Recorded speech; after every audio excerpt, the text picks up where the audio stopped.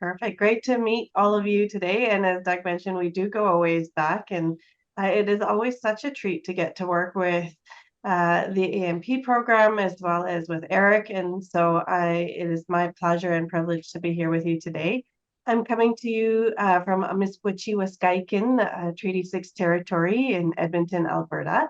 And I will also provide land acknowledgement, if you're okay with that, Doug, as a part of the conversation today as well.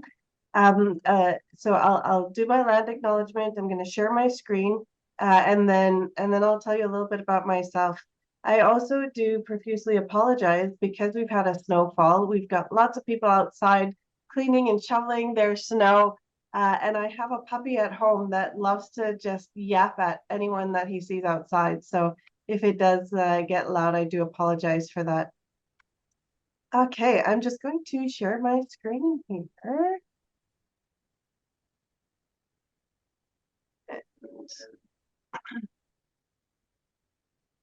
And I want to also see the video at the same time. There we go. Fantastic. Cheryl, if you don't mind giving me a thumbs up to let me know you can see the screen okay? Yeah, it looks good. Thanks. Perfect. So before we begin, I do want to give my own personal land acknowledgement. I have the great privilege to live, work, and raise my family on the traditional territories of a number of First Nations, including the Cree, the Blackfoot, the Dene, the Nakota Sioux, the Saulteaux people, as well as the Métis people from Region 4 who share a deep history on this land. I'm bound to these communities through our common humanity and the trust that we know today as Treaty 6. As a Muslim, I'm called to uphold the trust that I have made, and as a child of immigrants to this country who are guests to this land, I am a beneficiary of this peace and friendship treaty and have a duty to uphold the terms of this agreement. I acknowledge and thank the diverse Indigenous people whose footsteps have marked this territory for centuries and have protected the land that we all benefit from. It is in the spirit of collaboration with and respect for these communities that I move forward in this work with clear intention and a desire to honor my sacred responsibility to all on this land. A little bit about me. My name is Shafana Mitha. I have grown up in different places across Canada, but I have made Edmonton my the last 21 years. And so it is the value of community, the value of connecting with. Sorry, I'm just getting some feedback here. I want to make sure that that's not coming through for you. That I do this work. Believe it or not, I'm a CPA by profession. So a lot of the work that I do entails numbers, finances, but it is still a very important part of the work that I do, particularly as we start to talk about the business case and understanding why it's so important that we talk about equity, diversity, and inclusion in so many different ways. But then I did as I was working with the government of Alberta, as we had a lot of changes that were happening that were impacting people, putting people first became a big priority for me.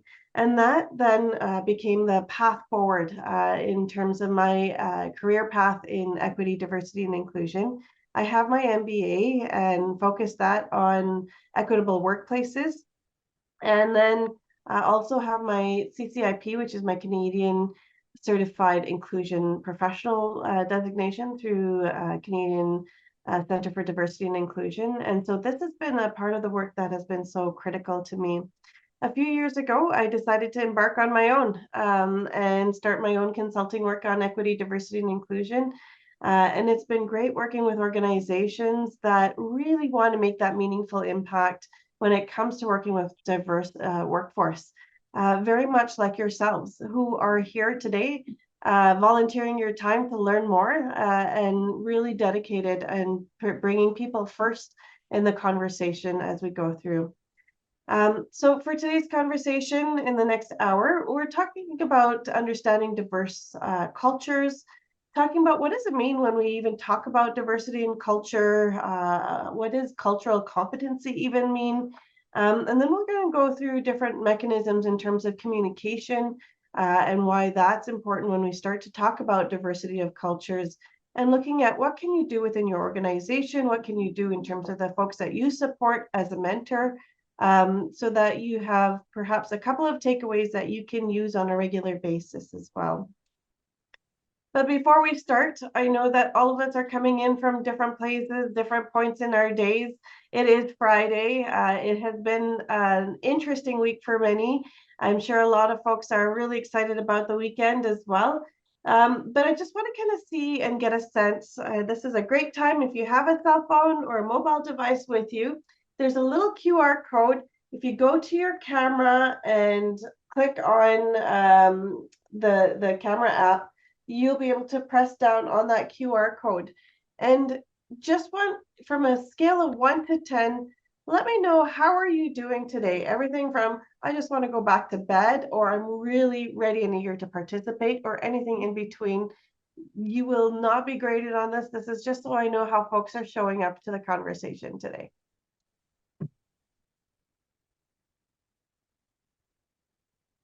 All right.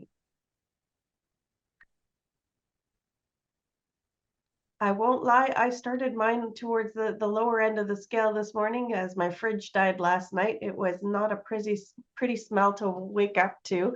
So I'm actually excited to be locked up in my office chatting with all of you today. Awesome, thank you. It helps me to see where folks are coming from, so thank you so much for sharing with me this morning. The reason why we're having this conversation is, each one of us is doing the very best that we can based on what we know. And it's, as we start to learn more, as we go through these opportunities for conversation, the more we get to know, the better we become. And so that's such a big part of the journey that we all go through. And the more we know, the more we do better. And so, I really love to live and breathe by this quote: do the best that you can until you know better. And when you know better, you do better. And so we hope that today you're able to take away a few nuggets that can help you to continue to strive to do better in terms of how you connect with diverse cultures, how you connect with a diverse workforce, and for folks that you support as mentors as well.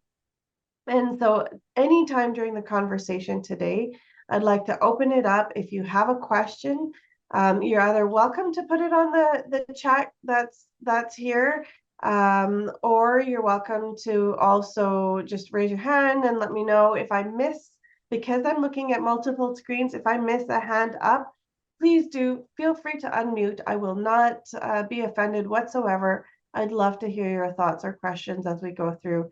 And again, our learning is based on how our experiences are collectively.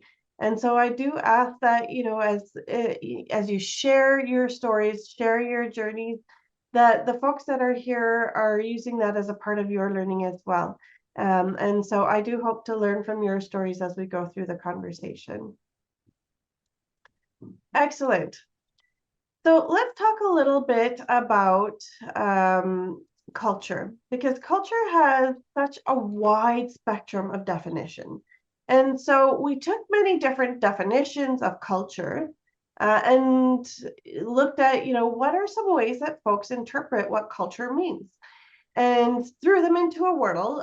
And so for anyone that's used word art before, or a word cloud, when you put certain words into a word cloud based on definitions, the more repetitive certain words become, the bigger the words are. So if you see the same word written multiple times, you will see the same word actually bigger and bigger in this word cloud.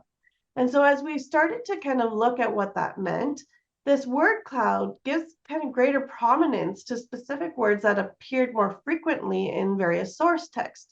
And so I wanted to share what some of those most common words were that came up in various definitions, just so that we can start to concretely understand what definition are we using when we start to talk about culture. So there was, shared patterns of behavior was one thing that came up in terms of multiple words that came through. that culture is learned. It's not something that's inherent in us when we're born. We learn it based on our experiences and our lived experiences around us. That it's human behavior. So culture comes from various differences in human behavior, based on interaction, based on various social elements. And so as we start to look at the word culture itself, the focus that we go through is around that shared pattern of behaviors that are learned through our experiences around other humans. And so that's kind of that area of focus that we want to look at, that culture is that shared pattern of learned behaviors. Wanted to hear some of your thoughts as mentors.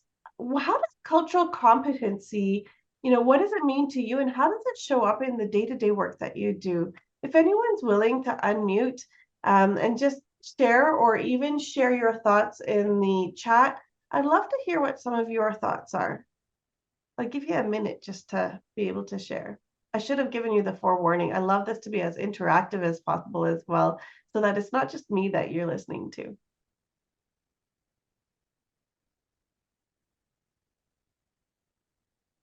Don't be shy, everybody. You must have at least had one coffee so far. I lead a school district in East Los Angeles that is 99% Latino, 97% low-income students with many newcomers, and all of our parents speak Spanish. Okay. So for me to be an outsider to that community, cultural competency in my daily work means that I'm not only aware of my privilege, but also the differences in social norms or customs that I might be interacting with. And how do I make it safe for those students, not only to be successful in the classroom, but to feel empowered and proud of who they are and where they come from? I love that. Thank you so much, Nicolette. I think that's such a fantastic perspective. There's a number of different things that you hit on. One is just to understand where people are coming from, right? Understand what their traditions, practices, social norms are, but also keeping that safe space so that you can empower folks to be the best selves that they can be. So that's fantastic. Just going to go to the chat here. So it says, to me, it means to be aware of cultures and to be respectful of them. So being able to be respectful in terms of your interactions, in terms of what you're hearing, seeing. Excellent. Thank you. Maybe one more person that might want to share.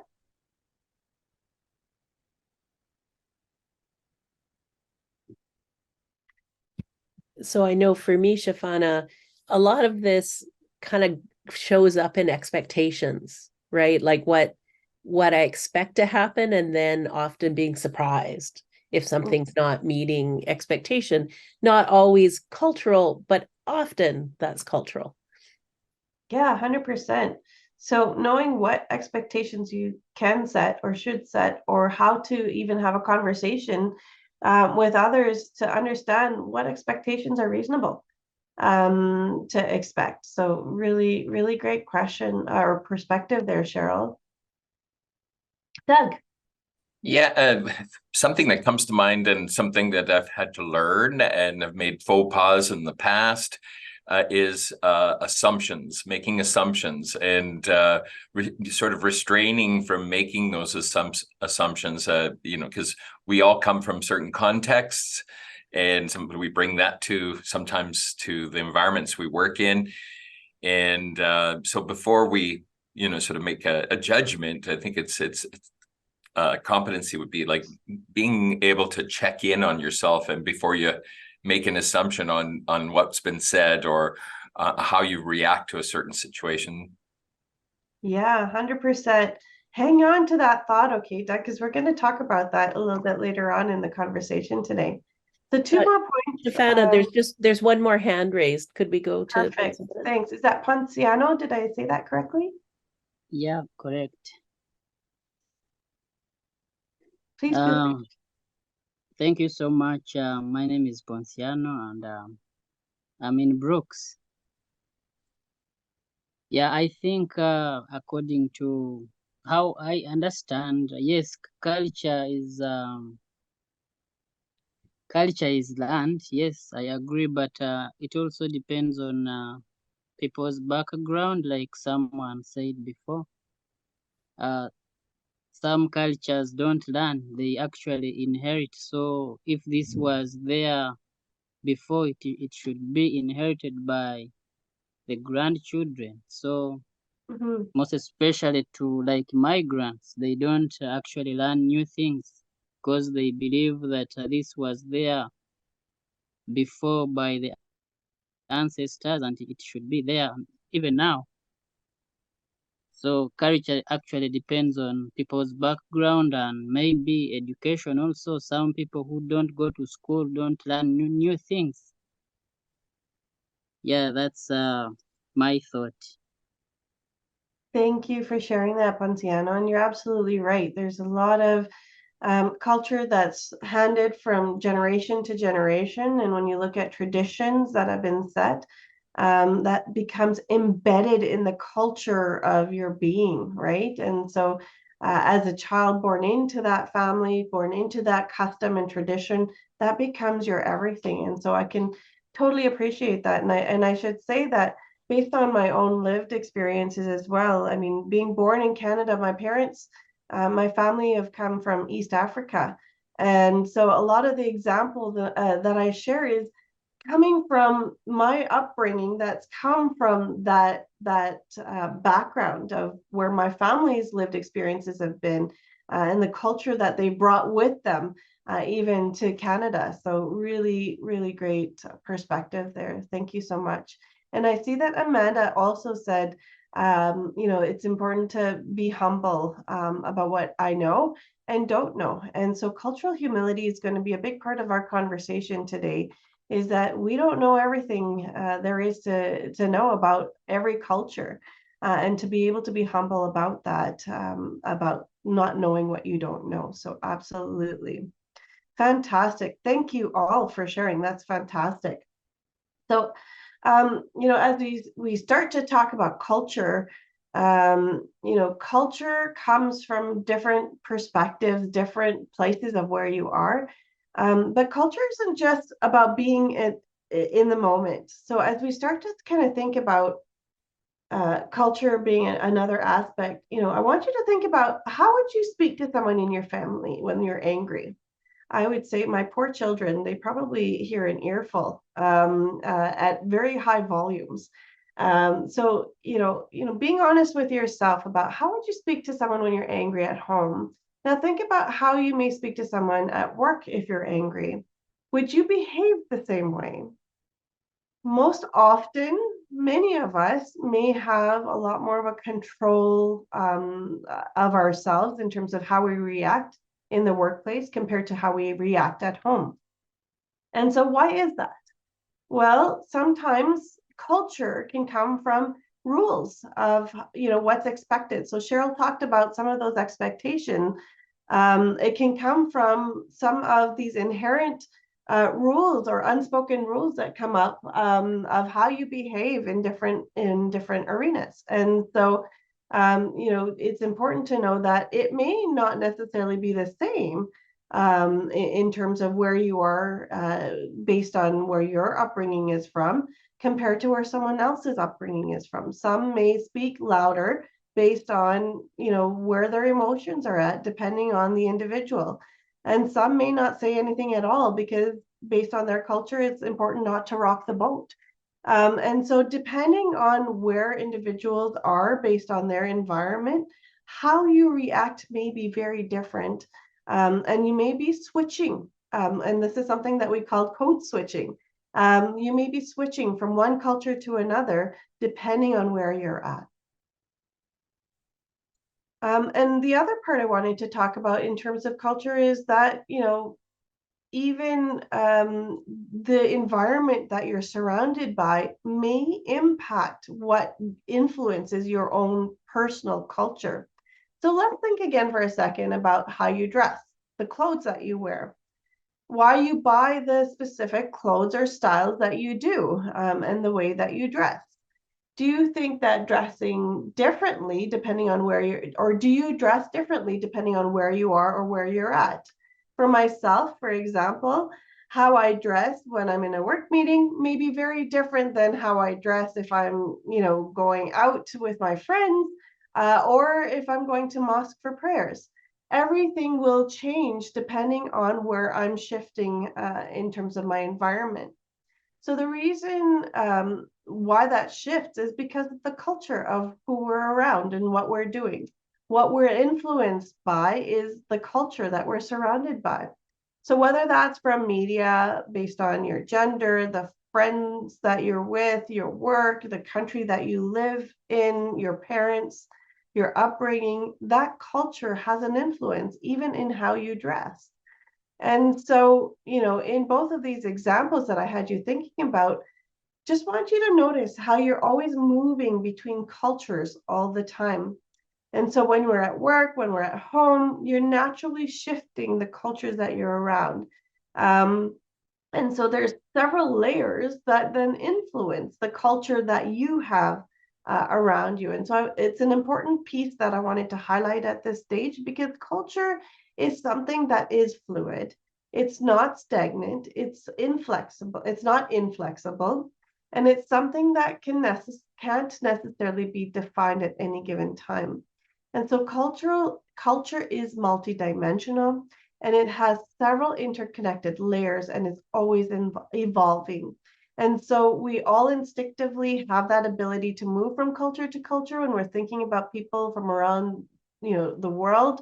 But we need to also recognize that for other folks that are coming from different places, that their culture is also shifting, and they're trying to assess where they're at within their traditions as well. And so, when we start to talk about culture, we simply mean, for the sake of this conversation today, a shared values, beliefs, and behaviors that unite a group of people, and that this group will usually share a group of invisible values and ideals as we look more outward at various signs, such as how we behave, various customs that we have, how we perhaps dress. The workplace, for example, has a specific culture that unites the team. So, for example, a group of policy subject matter experts may have a set way that they're working together to pull research and development, make evidence-based decisions, and develop a culture based on some of the commonalities in the education and lived experiences that they have. But the approaches may change depending on the traditions and cultures of where people come from. Sometimes decision-making may be dependent on consensus building. Sometimes decision-making may be more authoritative focused. And so the individual that you're talking with, that you're working with on a daily basis, you need to take that into consideration as we have conversations around, how does culture impact how you work, and the expectations that we have in terms of how we work together. However, even when we're working with that common background, as mentioned, there are so many different factors that make us all unique, and that combination of diversity is what we call intersectionality. And that helps us then to build the relationships that we have in the workplace. As I mentioned in my introduction and in my land acknowledgement, I identify with a number of different diversities. I identified as a Muslim. I identified as a child of immigrants to this country, which meant that I am first generation Canadian born. I identify based on my education as an accountant, but also as someone that's in a profession for equity, diversity, and inclusion. I've identified in a number of different ways as a mom, as a woman. And so all of these different pieces that make me unique, that make me, that gives me that unique fingerprint, that is what I call my intersectionality. And so lots of us can limit the concept of culture to one specific ethnic group or country. And this element of culture, cultural awareness, is important and something that we'll be focusing on in this workshop. But it's very important to appreciate that cultures are much bigger and much more complex. And it can refer to capturing shared values, shared beliefs, and behaviors of any group. And so it might be about a person from a region of a specific country, It could be about a company's culture, about following a specific sports team. I mean, we have Heritage Classic coming up this weekend, and so perhaps you may have sport team alliances in place. At the risk of being hurt, you know, I am a Flames fan because I grew up in Calgary. I'm sure many of you are Oilers fans or none of the above. And so, you know, it can be a part of the culture in which you grow up in. And it could also be a part of, you know, the music that you listen to, or even how you connect with various generations in different places. And so let's start to kind of think about how this impacts our own lives, and how we would then illustrate that point. I want to share a little video with you. Excuse me, you may, sorry, before I do that, I do want to kind of share that culture can be encompassing of a number of different elements, including, and I think Nicole had talked about language being one part of that, the communication, how we talk together, the courtesies that we give. You see that in driving, even on the road, in terms of how courtesies are on the road, depending on what country a driver may be from. Various rituals that we have, that we conduct on a daily basis, the roles that we play in community, customs and traditions that we have, all the way to kind of our thought process and how we work through problem solving and how we interact with one another. And so there's a number of different impacts when it comes to culture. And so just wanted to kind of share that so that you have that in the back of your mind as we talk about, well, how does culture then connect to all of these different pieces. You may recognize a couple of folks in this video. If before I do play, and I should have asked at the beginning, if anyone has a hearing disability, if you can just message me on the group chat, and I will make sure that you have closed captioning turned on as well. I will not turn on the closed captioning for this particular YouTube video unless it's needed, only because there is some French and English translation happening there, and the overlap becomes hard to read. But if you do need it, please let me know. I will then turn it on.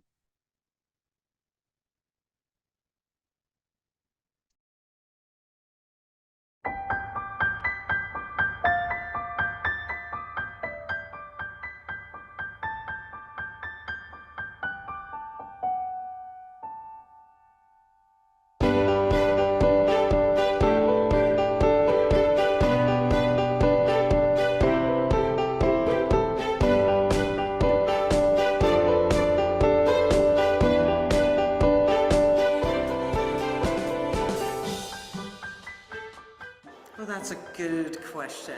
Life. Worldview. Existence. La culture, pour moi, c'est un mode de vie. Je dirais c'est la. So sorry, if anyone is not on mute, I'm just going to, I might mute you just so there isn't that echo.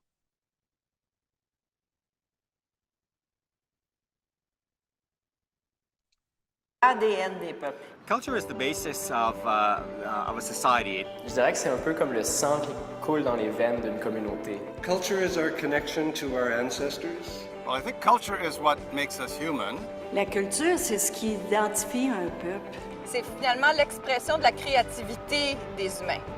Culture is shared expression, shared ways of being, and shared knowledge.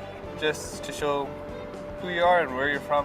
Maybe culture is kind of like a mashup between kind of who you are and where you come from and where you think you're going to go. Culture is expression and movement. Culture is what makes every human, which are 99% identical, unique.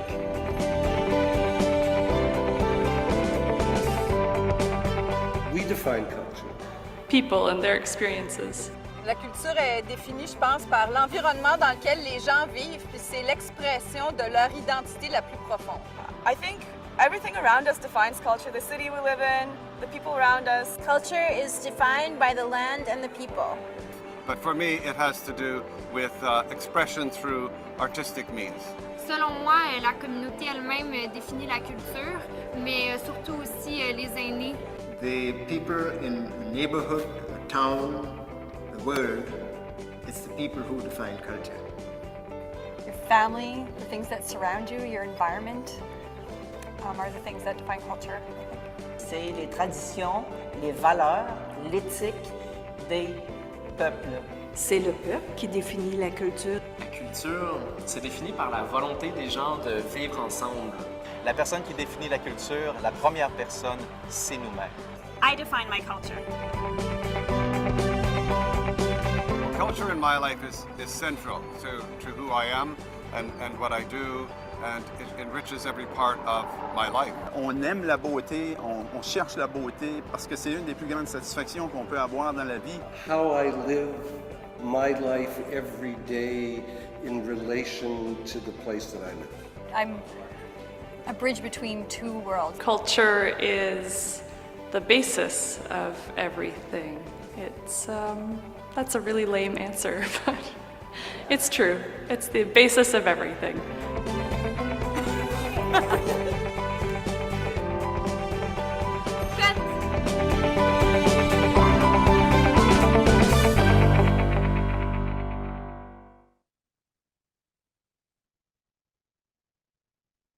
So I just wanted to kind of see, does anyone have any other thoughts in terms of what is culture for them?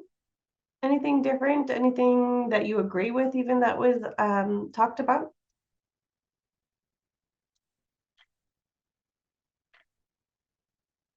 Oh, thanks, Amanda. I'm glad you liked that video. I love it too. You know, one thing I'll add, Shafana, I find that culture is often the bucket out of which I make sense of things, right? Like, because I've grown up seeing myself in the world a certain way. And so when I encounter stuff, that I make sense of it. And I've had to learn to make sense of it in different ways, right? But it's sort of my default, oh, that's what's going on there. Yeah, I love it. I love it. It's what makes sense. It's how we make sense of the world, right? And so thank you for sharing that, Cheryl. Doug? Yeah, what I really liked about, I know that this was a video that was made and everything else, but I mean, I really like the idea because how culture sometimes can be polarizing at times. What I really appreciated in this, I kept smiling because I just found that there was such joy in their sharing and their understanding and articulation of it. And I just thought, this is great. This is something like 20 years ago, you know, you probably wouldn't have had, people would have struggled maybe with this conversation, how to describe that. But I think people are, you know, a little bit more comfortable, even though it's hard to maybe pinpoint something exactly, but they're comfortable in the articulation, which I really appreciate. And again, lots of smiles in there. So I know it's a video, but Yeah, absolutely. It's great to have that fun with it as well. And you know, I love that you caught that as well, is that they're all coming from a very different perspective, right? The culture had a different meaning to them, but it didn't make it the wrong meaning. It's what made it, you know, validated it for them. So thank you for that. Kamaljeet. Hello, everyone. This is Kamaljeet from Edmonton. This was an amazing video. I think I totally agree. Culture is who we are, who makes us as a person, how we perceive the outside world. And what I liked in this video the most is everyone was proud of their culture and was accepting the other cultures. So that's what mentorship is all about. Thank you. Yeah, absolutely. Thank you for sharing that, Kamaljeet. And so as we start to kind of talk through about cultures, you know, cultural competence is probably a word that you're going to hear thrown out quite a bit. And so let's talk about, you know, we tried to kind of pinpoint, what does it mean when we talk about culture? Well, when we talk about cultural competence, it's about our will and our actions to build understanding between people, to be respectful and open to diverse cultural perspectives and work towards that equity in opportunity. And so relationships are a very powerful part of who we are. And they make us feel like we belong, like we have something to contribute in this world, and they can strengthen us. And so they give us reason to then affect change, and more importantly, to be changed. But it's often difficult to connect with people when we don't understand their background. So how we learn to interact respectfully and knowledgeably with all people around in our lives that exist both inside and outside our inner circles, whose cultural and world viewpoint is very far removed from our own, becomes really important. And so how do we use our differences then to strengthen our bond as humans? Cultural competence is really about that. It's really about that respect and openness to diverse cultural perspectives, strengthening cultural security, and working towards that equity and opportunity. And relationship building is then fundamental to cultural competence and is based on the foundations of understanding each other's expectations and attitudes. There's that word again, Cheryl, expectations. And subsequently building on that strength of each other's knowledge, using that wide range of community members and resources to build on their understanding. And so this definition then goes beyond ethnocultural understanding of one another, but actually looking at that whole competence across a wide spectrum of competencies. All right. So this is going to be the one part of our conversation today that actually goes through a little bit of a lesson piece around understanding some terminology. And then from there, we're going to talk about how does this impact how we connect in with people.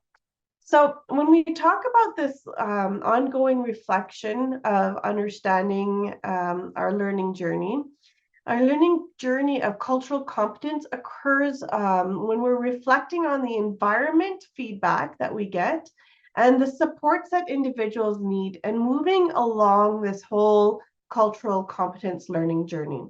And so in this particular picture here, there's important parts to this, that cultural competence is not necessarily static. Our level of cultural competence changes based on responses to new situations, to various experiences that we have, to relationships that we're building. And so there's three key components to cultural competence that we talk about at this point. One is our attitudes. The second is the skills that we gain. The third is our knowledge. And I'm going to throw a fourth one at you in a minute as well.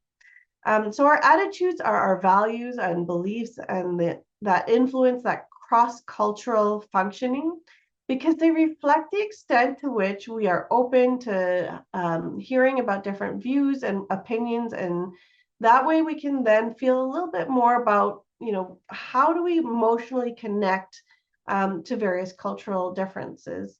And how does it perhaps conflict with our own perspectives? Knowledge means is that the more we know about people from different cultures, the more we kind of avoid that cross-cultural finger pointing. And so cross-cultural influences how we problem solve, how we manage people, how we seek for help, how we connect with various intercultural interactions. That part about knowing better and doing better, that impacts the knowledge of how we connect with the world. And then the skills are the tools that we're going to use and how we consistently improve our interactions with one another. So let's take a look at them individually. So the first we talked about was our attitudes, our knowledge, and our skills. But before we even go into that, it's important to actually be aware. So cultural competencies is a continual process that involves that ongoing critical examination of our attitudes, awareness, our skills, our knowledge, and the value of commitment to increasing and reflecting cultural competence is that it enables you to better understand yourself and your relationship to others, and to better consider the perspectives of others, and to work and interact in a way that creates context for that deeper understanding and that mutual respect for one another and diverse perspectives. And so as we start to talk about being aware, it's about being aware of your own worldview, and then looking at taking that self-examination and seeing, being self-aware. Do I have biases towards a culture?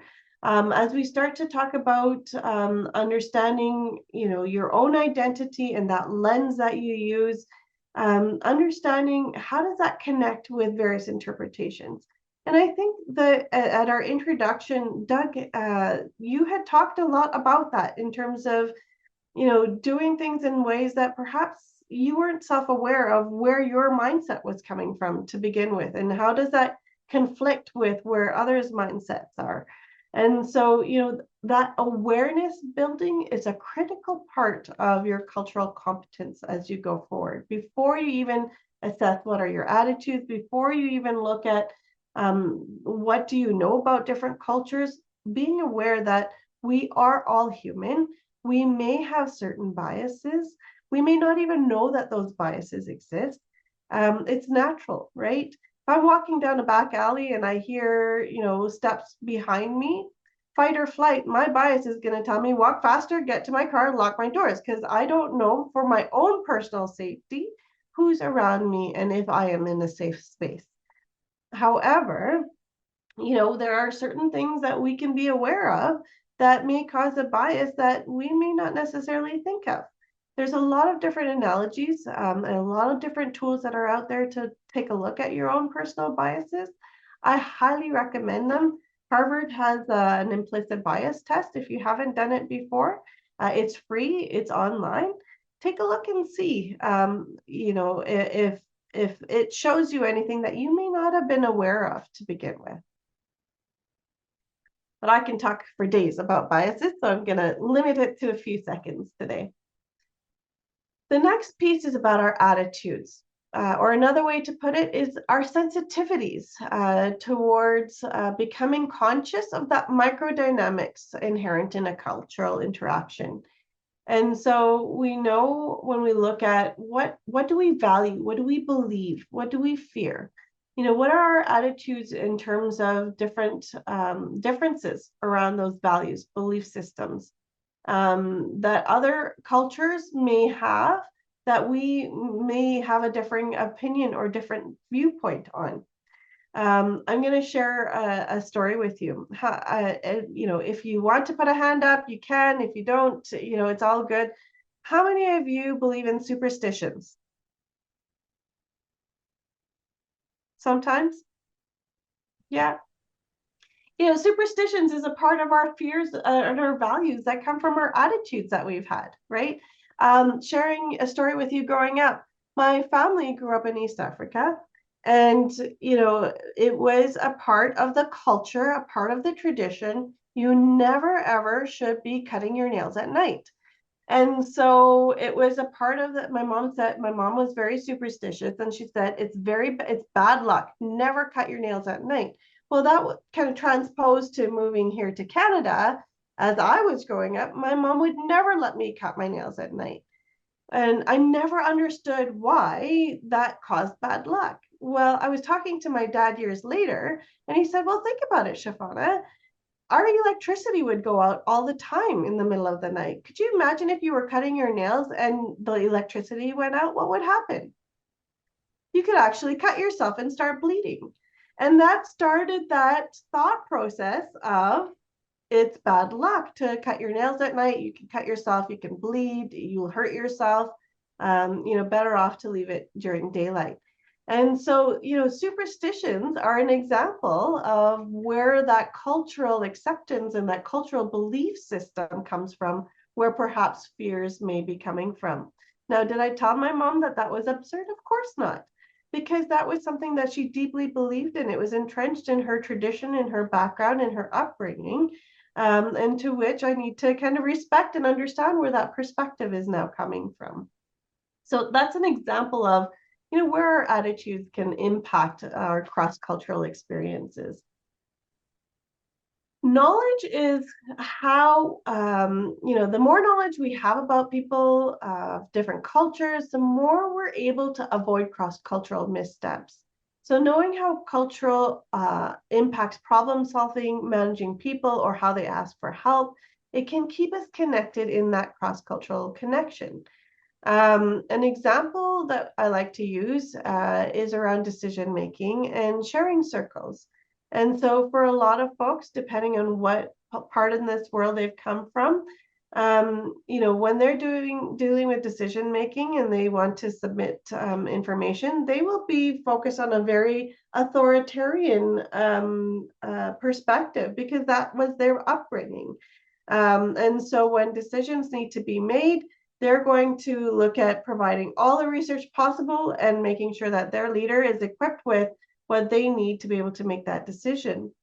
In other areas, as we start to think about aspects of Indigenous decision making, consensus building is an important aspect around the culture of decision making. And so having collaboration, hearing perspectives, hearing where every individual is at, may be one way that decisions are then made. The other part is around sharing circles. For a lot of cultures, sharing where you're at helps individuals to be able to assess how do we engage with the folks that are around us. For others, when we speak about kind of that North American context and that culture, people want to be able to make decisions and have conversations happen very quickly. And it may be very difficult for individuals to sit through and see how each individual is feeling before you can actually come together to a decision. And so looking at culture, it impacts that knowledge base of who are you working with, where are you having these important conversations, and how are you engaging them in understanding where perspectives are at. When we look at skill sets, taking practice of cultural competency and repeating them in a way until they become ingrained and integrated into daily behaviors becomes an important part of building those skills. So practice, practice, practice. How many of you folks, for me, I'll share a story. I grew up, we always, when we looked at language, and how we talk to people, it was like, hey, you guys, let's go do this. Hey, you guys, let's, it's lunchtime. It was a part of how we talk to each other. I later on in my career realized, as I was listening to a deputy minister that I was working with, and she talked to everyone in that room. Every time she talked to an individual, every time she talked to a group, she used the words folks. And she used it very intentionally because she wanted to be inclusive of every individual that was in that room. And so the language that she used was very intentional in ensuring that she was inclusive of every individual that was around her.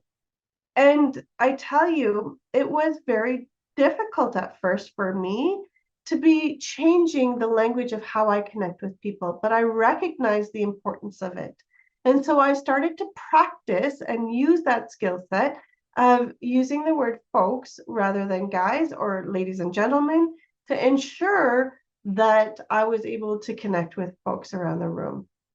And was it uncomfortable at first? 100%. Did it take me more than 1, 2, 3, or 4 tries before it became embedded into a natural way of my behavior? Absolutely. But it was one way that becomes a part of how I connect with the world now, in terms of ensuring that I can connect with folks that I'm working with on a daily basis. And as you can see, it's a natural part of my conversation now. And so your skill sets come through that repetitive pattern of behavior of trying things, putting it into practice, and connecting in a way that makes sense. And so as we start to kind of think about what does it mean when we're looking at building our competencies, it's important to, 1, be self-aware, 2, ensure that we're embedding our knowledge and awareness into how we're connecting with people, and then continuing to practice regularly in terms of building that skill set. And so I ask, we don't have the time for it today, but I do recommend to each and every one of you, take a look at this particular checklist. It is a self-reflection exercise through the Central Vancouver Island Multicultural Society. And you can find it on their website at cvims.org, on building your cultural competencies. And, take a look, mark yourself on the scale that they have from 1 through 4, and see where there's opportunity to continue to improve yourselves and build your skill sets. And of course, we talked about cultural humility. It's important to know that you don't know everything about everything. And so, Amanda, thank you for sharing that as well earlier. To increase the quality of interactions that we have, you need to also recognize that building cultural competence is a lifelong commitment of self-evaluation, self-critiquing, that you're taking a look and changing things as you go along every time. You're always going to be learning new things. And so it's important to recognize that power dynamic and imbalance, and a desire to fix those power imbalances that you have with folks that you're advocating for and working with. And so as we talk about cultural humility, I'm just going to share this quick video with you about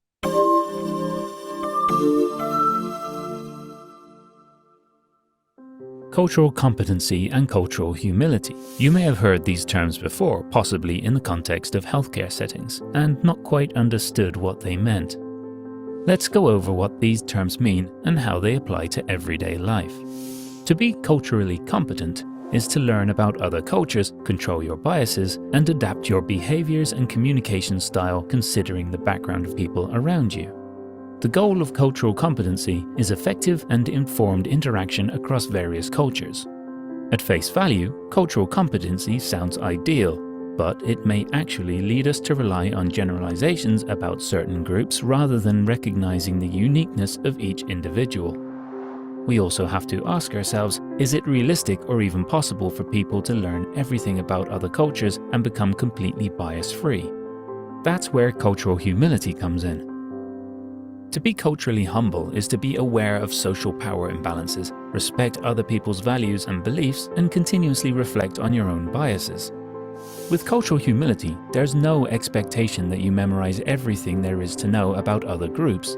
Instead, it's a lifelong process of asking yourself how your own biases might impact the way you treat and understand others, alongside work to minimize that impact. Cultural competency is a goal, while cultural humility is a mindset. Let's go over a few ways to practice cultural humility in our daily lives. Recognize that no culture is superior to another. Become comfortable with reflecting on and acknowledging mistakes you've made. Be honest when you're not sure about something. Learn about other cultures with the awareness that you'll never reach perfect understanding. Ask the people in your life if you can have open discussions and hold each other accountable during your learning journey. The great thing about cultural humility is that it acknowledges that no one can get it right all the time. In fact, a key component of cultural humility is being open about what we haven't learned yet. Although it can feel really uncomfortable to admit when we're wrong or don't know something, that vulnerability leaves room for us to continuously learn, grow, and promote equity and inclusion in our communities. So just, as we talk about cultural humility, even within organizations, as you start to develop plans in terms of how you connect, being open to being vulnerable to say, I apologize if I acted in a way that was not respectful to your culture. I want to learn more.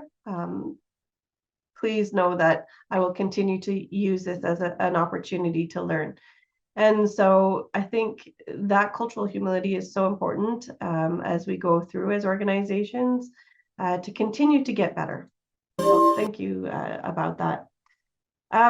I'm going to skip over that. Just want to kind of go through a quick component around cultural communications in the workplace. And folks, again, if you have things that you want to share or points you want to make, please feel free to use the chat or unmute at any point in time. I want to hear from you as well. So culture, as we talked about, is socially transmitted, shared behaviors, manners, customs, rituals, beliefs, ideas, arts, knowledge, values, so many different parts and components. There can be so many different ways that communication can become very difficult. And so we want to, especially in the workplace, look at where are there opportunities for misunderstandings to happen, and how can we start to kind of look at reducing some of the barriers in place so that these misunderstandings don't happen. The first part is when we're managing emails and phone calls. Telephone conferences, web calls are an effective way of improving communication and cooperation within the organization, but sometimes problems can arise when participants don't know what to expect from each other. And so as we start to look at different cultures, they may have very different approaches to this kind of communication. Everything from when we're on a Zoom call, some folks may, have everything open. You may have kids in the background. Some folks may not feel that confident or to be able to do that and may have their cameras shut off. It's important that as we start to look at the type of communication and information sharing that we have, that we take culture into consideration. So small talk, for example, small talk can be very important for various cultures in North America, for example. And some cultures might use humor, whereas other colleagues may want to be very direct and to the point before responding on anything to the group. And so, as you start to talk about how you're connecting with each other, not everybody is going to have that same way to communicate. And so I remember when we had just first hit the pandemic, our team was meeting over Zoom, and we had our regular check-ins over Zoom as a team. Some folks wanted to start off the conversation with, let's do an icebreaker. Icebreakers can go off really well with a team, or it may actually be very difficult. Going around a room with people that you're still trying to connect with and asking everyone who's your celebrity crush just to be able to connect in may make people feel very uncomfortable. And so just being aware of where various cultures are, before you enable different types of conversations to happen in your group is really important. With phone calls, it's important to have kind of that structure in place with time for everyone to be able to speak so that it's not a one-sided conversation.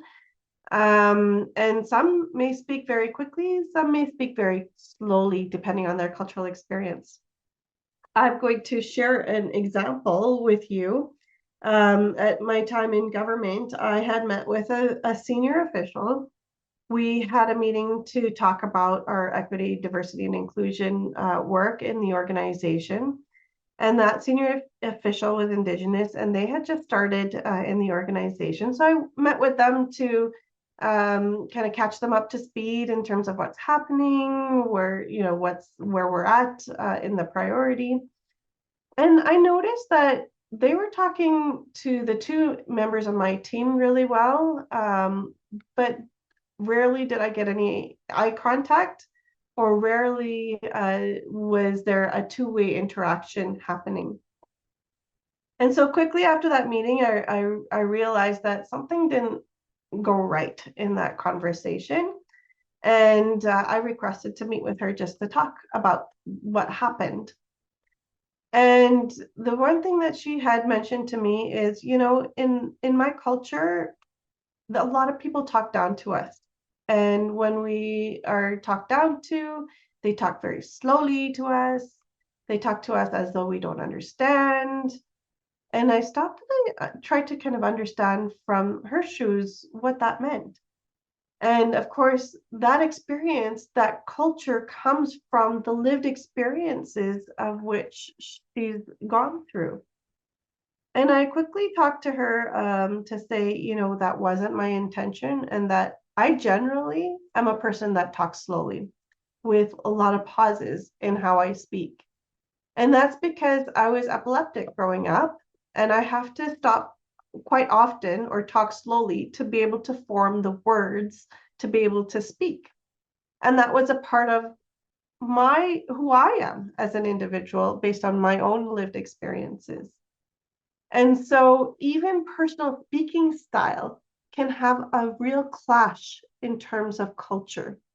And it's important to recognize that when you're having conversations and something doesn't seem right in the pit of your stomach because you're not having the proper type of, or having a type of conversation that you can really benefit from, that chances are something wasn't right in that conversation.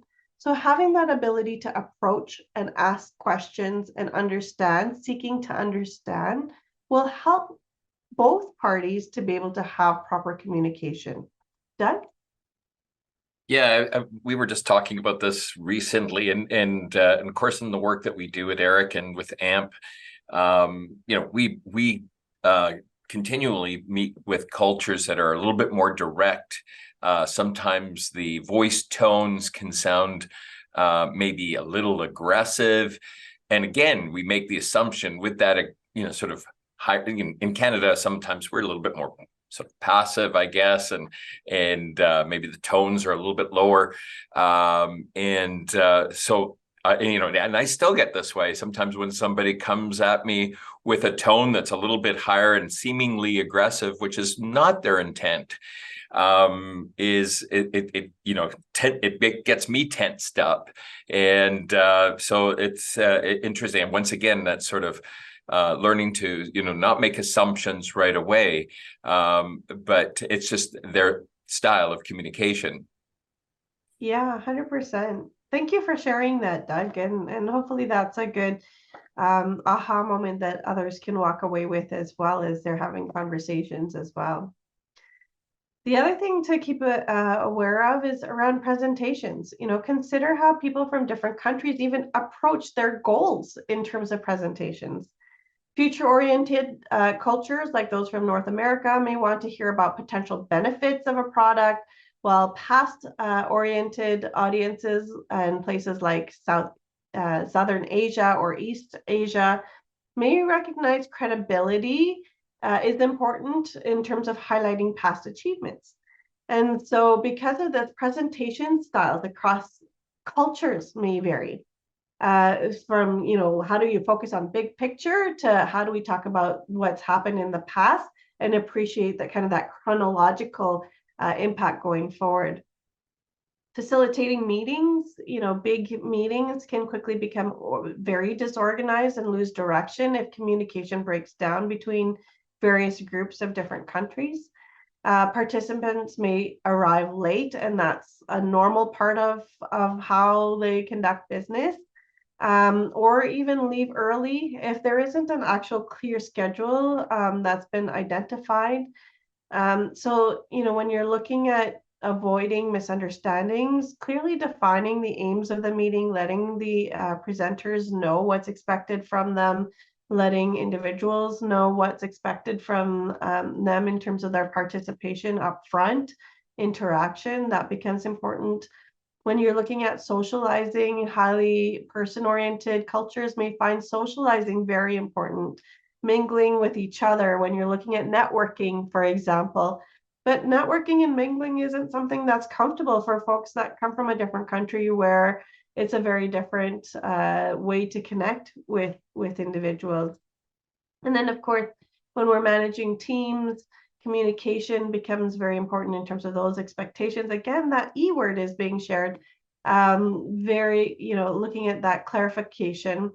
So for example, if you have an expectation as a supervisor that individuals on your team are not only supposed to be able to develop and deliver, but also when you're in a team meeting environment, you want to hear their voice and you want to hear their perspectives, that you're giving them opportunities to share their perspectives in different ways, because they may not feel comfortable to be able to do that in a larger group environment. And so looking at how culture also connects with all of that as well. Thank you so much, Cheryl, for your comment. Now, I recognize that we've just got a couple more minutes left to wrap up, so I just want to share a couple more quick thoughts. But before I do, I'm going to go to Shashi to provide your feedback.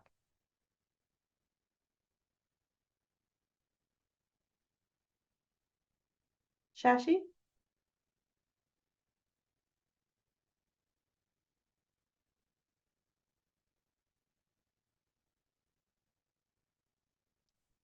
Hold on 1 second. She's in the office next door to me. I'll see what's going on. Okay, her volume might just not be working.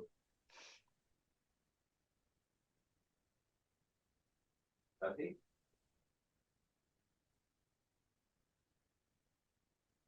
Cheryl, how are we doing for time? Do we have until the quarter after the hour? We do have, yeah, and people are welcome if they have to drop off. We've had sessions that have gone on even another quarter of an hour because people would stay on. So, and I'm happy to stay on if there's other questions. Yeah, I want to respect people's time, and of course remind everyone we are recording, so if you need to leave and we just can't quite leave the topic yet, well, you'll have access to the recording very soon. Sounds good. I see Shashi's audio isn't working. Doug, do you know if Shashi, so Shashi, if you like, please feel free to put it in the chat group or even come on to Doug's screen perhaps and share your thoughts there as well. Sorry, Doug, I've offered your screen. Oh, no worries. I'd already offered it to her. Fantastic. So in the interest of time, I'm just going to keep going for a moment. And so, as we start to look at some of the barriers that come into place, of course, language, not speaking the same language can be a barrier there.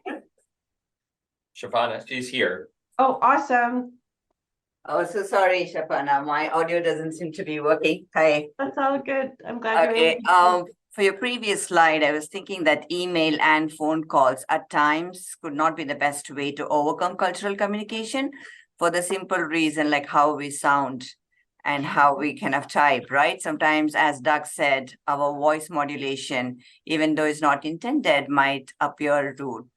Many times people have told me I sound very assertive and confident, but at times it also looks like, oh, she's rude and she's arrogant. That's not the way it is, right? So I think when even on the phone, I sometimes could be coming up as like somebody who's like very authoritative, but people who know me that I'm not that. So at times I think that is that's been a challenge. And I think it's not easy overcoming that cultural communication. Even email, sometimes it could be abrupt. You want to say something, but you type something, So I think the best way to overcome would be to meet in person and socialize with your colleagues, maybe a potluck and something like that. Yeah, that's my idea. Thank you for sharing that, Shashi. And I think, as one of the things that we're all connected to is our phones, and often we're responding to emails on our phones. And like for myself, I'm like you, I want to do a quick response back, just because I'm doing multiple things at the same time, but not wanting to forget to get back to that individual. Yeah. Not necessarily have all the pleasantries that people may be expecting that come with it. And so I think that there's two pieces to this. One is being aware that us ourselves will be using different types of channels and mediums to communicate. Yeah. How we come across may be very different to others. But also when we're receiving information from others, that we need to be also aware that it's going to come from a very different place. It may come from someone that will want to have hello, how are you, and 3 bags full to come with it. Yeah. But we may be getting it from someone that will be very short and abrupt when we're not. And so looking that there will be different dynamics that will come from that. So I really appreciate that you shared that. Thank you. Yeah, thank you so much, Shafana. Yeah, you go. Thank you. Perfect. Wonderful. So as we start to kind of go through all of those barriers, we know that language, our own personal biases of what we want to hear or not hear, be a part of that. Nonverbal communications, I'm a big hand talker. It really intimidates folks at times, or people get into it with me. So, that cultural piece is a big part of how we communicate, verbally or non-verbally. When I ask for someone for a thumbs up, it may not have the same connotation when you talk to someone from Bangladesh who sees it as an insult. And so, as you start to kind of think about different traditions, the nonverbal communication can be critical. And one that we use often is eye contact. Not everybody wants to look at you in the eyes when they're sharing information with you. And it's not that they don't have respect for you if they're not. And so, being able to have that understanding and appreciation of the differences of various cultures. And so, when we start to kind of think about what we consider to be normal reactions, and I'm using normal in air quotes, and expectations, is to then reflect on situations that you have been in and think about how individuals or yourself have given feedback at your workplace. How does that connect in terms of having various diversities? And so the first question you need to ask is, in that interaction, what was it like? Was it a collaborative discussion? Were there pleasantries shared? Did you receive feedback? Did you give feedback? Did you use the sandwich method, or was it constructive? Or did you just get right to that, this is what I didn't like, right? How you communicate in that moment will have a very different impact on the person on the receiving end, and vice versa. Where did the conversation take place? Was it in private behind closed doors, or was it open for others to hear? Some may be sharing something with you in an open environment where for you, you're a very private person and you don't want others to be able to hear that. But the minute you tell someone, I'd like to see you in my office, I want to talk to you about something, when it's behind closed doors, there's this fear and this panic that happens for folks. Talking about conversations being a two-way conversation, did you give the other individual a chance to hear their perspectives, to share their perspectives, and how did it go? How did it feel? Making sure that as you look at interactions with diverse cultures that have a very different viewpoint than yours, that you go through this little checklist to see what, as you're learning through the conversation, what was it like? Where did it take place? Was it two-way? How did it go? How did it feel at the end?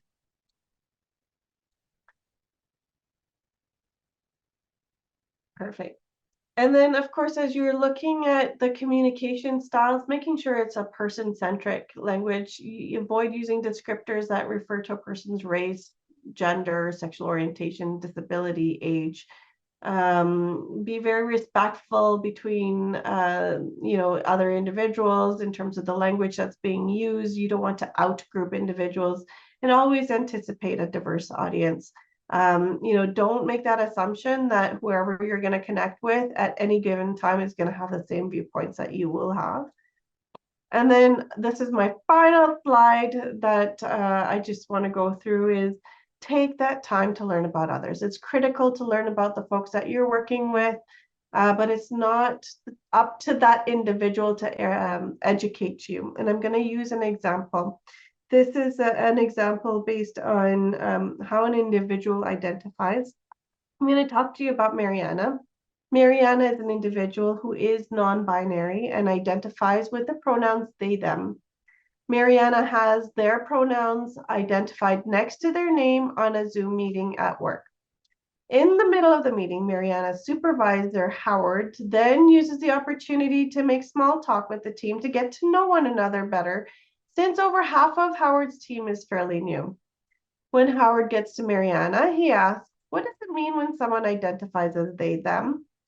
Though Mariana is feeling very comfortable with themselves, Mariana feels a very strong sense of discomfort in answering that question, and on being called out on it to have to answer it in front of the entire group.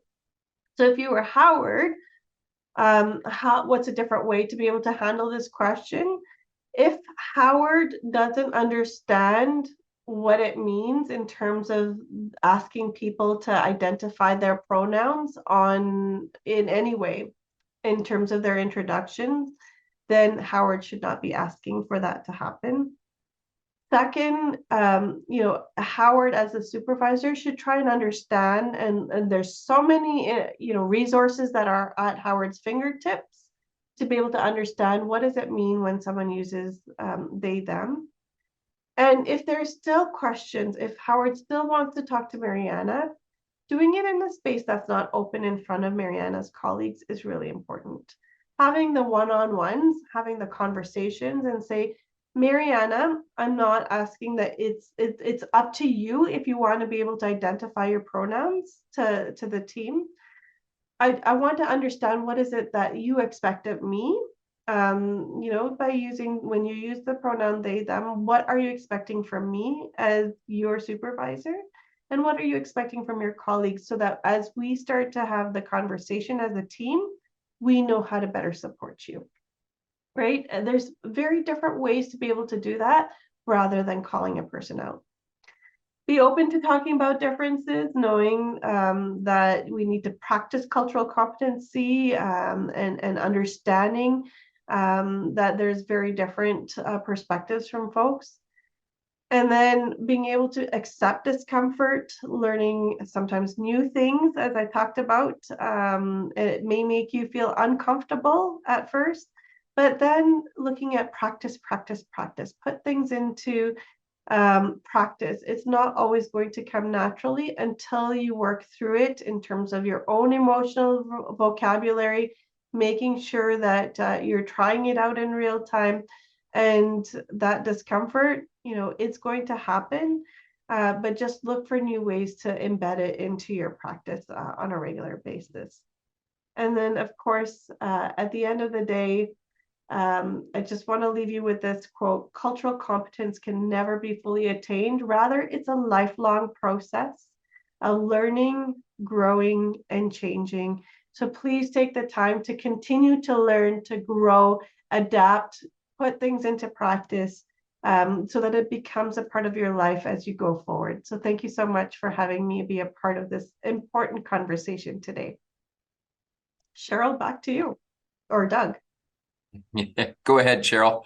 Yeah, thank you so much, Shafana. You know, as I'm seeing the comments in the chat, you know, really, really helpful information. And I really loved how you took what can be very complicated, complex content and really brought it right into the reality of the workplace. So, and those moments, right? Those moments of interaction that it either works well or it can kind of go off the rails. So thank you so much for that. Yeah, you know, we've got Shafana is willing to hang on if people have, you know, additional questions or comments. As I said, we will be taking the recording and putting it up on the Alberta Mentorship Program YouTube channel, and you will get an email to the email used to register with when we get that up, as well as we do a little spotlight article just to showcase on the Alberta Mentorship Program site.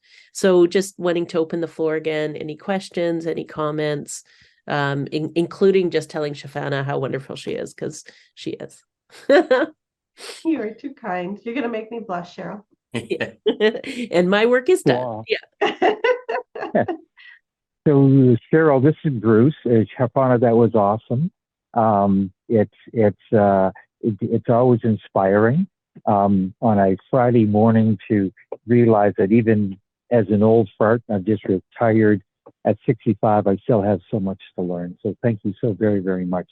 This has been great. I'd love to have an in-person coffee with you next time I'm in Edmonton, and just to be able to reflect on many, many, many of the things that you said. Well, thank you. Thank you so much, Bruce. And I'm going to actually put my email address on the chat. Please feel free to also reach out to me if you even have other questions Wonderful. that come up. Happy to connect. So looking forward to that, Bruce. I just want to add one very, very. Oh, go ahead. Sorry, Doug. No, go ahead, Bruce. No, please. I interrupted with you, brother. I feel like this is a Warner Brothers cartoon. No, I insist. After you. No, I agree with Bruce. Like, you know, we've been doing this kind of work for a long time, and I agree, Shafana. This is something that we just continually need to like this is a great refresher. There's some nuances for me. It's like I think we constantly have to revisit this, and I just find it illuminating each time I hear something about this. So it's not like, oh, I've heard this before. No, it's something we need to be reminded of. And as you said, practice, practice, practice. And everybody has a different delivery, and a way of presenting the content. I loved it, and yeah, just when you think you know everything, it's like, nope, this is great way to do a Friday, I think, and go into the weekend. Thank you, Doug. Appreciate Absolutely. that. Yeah. No, Shafana, I was just going to say, so about 15 years ago, with some other buddies, we co-founded a mentoring program for Indigenous students at post-secondary schools. So this would be unis, community colleges, upgrading trade schools, and it's all across Turtle Island, and it's virtual. And so now I'm relearning many things within 673 First Nations and Métis communities all across Canada, and Inuit communities, and you just realize that so much of what you said is so transportable to virtually any realm that you jump into, and really it's just a matter of ensuring that, to your words, that you walk with humility, and if you walk with humility, you're probably not wrong in the way that you're going to operate, and you're still going to make mistakes, and you're still going to be learning. So it's and as Doug said, I just love having these conversations, and like you, we could probably stay on the line for the next several hours. So I'll say about that much. Thanks, Bruce. Appreciate hearing your journey. Any other questions or any other comments, accolades? Thank you so much, Shafana. And I thank everyone online today for making the time. And as Cheryl said, we respect your time as well. I know it was worth the investment of taking us a little over, but I think it was worth making the investment. So thank you, Shafana. And the AMP project is really something really exciting. I know you know a little bit about it, but certainly we're trying to, it's kind of a Johnny Appleseed approach to mentorship, trying to get as many sort of communities involved and using mentorship as a tool. But this is such a great foundation for people who are going to enter, whether it's mentorship or other kinds of mitigating programs that help people to integrate into Canada, into Alberta. And Nicole, welcome from Los Angeles. That's amazing. That's a long ways away, and glad to have you on board. So everybody have a great weekend, and be sure to share that link if you know of somebody who might benefit from that. Please do, and have an excellent weekend.